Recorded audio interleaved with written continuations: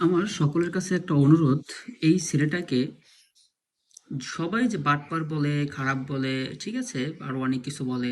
এটা আমারও মনে হতো, বাট এই ভিডিওটা দেখার পরে আমার সম্পূর্ণ ধারণাটাই চেঞ্জ হয়ে গেছে।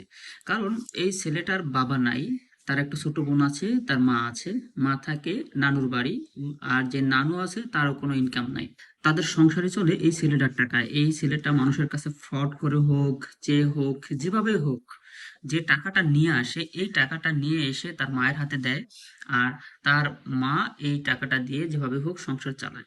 যখন এই বিষয়টা নিয়ে যখন সবার কাছে বিভিন্ন ধরনের মানুষ বলে যে ছেলেটা ফ্রড, ছেলেটা ভালো না, হ্যাঁ, যে ও জুয়া খেলা, এই করে সেই করে, তো মানুষ ওর যেখানে পায় সেখানে হেনস্থা করে।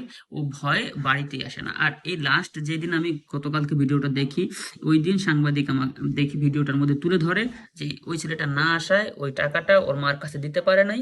আর ওদের ওই ঘরে ওই দিন রান্নাও হয় নাই। তো দেখেন কতটা মুমূর্ষু অবস্থায় ওরা আছে।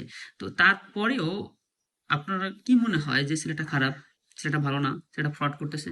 ও যদি ফ্রড করেও থাকে, ওর কিন্তু দোষ না, দোষ আপনার, দোষ আমার। অতএব ওর থেকে হেনস্থা করা থেকে দূরে থাকেন, পারলে দুইটাকে সাহায্য করেন।